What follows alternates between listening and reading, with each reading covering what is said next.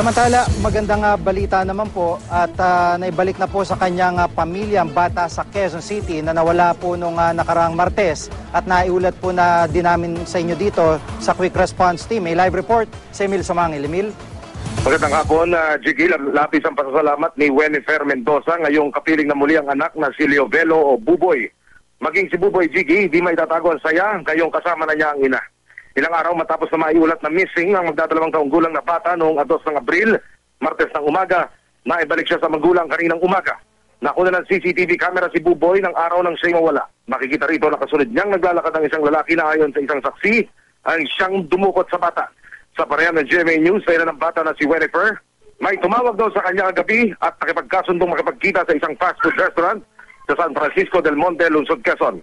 Nagpasya raw itong isauli sa ina ng bata makaraang mapanood niya sa telebisyon ang kaso ng pagkawala ng bata.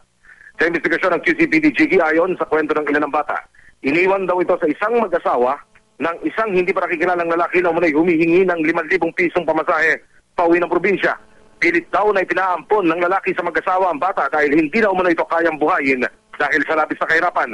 Mula sa puntong ito magpapatuloy ang paggulong ng pagsisiyasat ng QCPD para madakip sa lalong madaling panahon ang mga nasa likod ng krimen. Kanina, sinulong kausapin ng mga investigador ng QCPD ang ina ng bata para mapunan ng mga patlang at kwestiyon kung sino ang nasa likod ng pagkawalang ito ng bata. Malaki rin ang may tutulong sa investigasyon ng kuha ng CCTV kay Buboy at sa lalaking itinuturing na ngayong suspect. Jiggy. Maraming salamat, Emil Sumangil.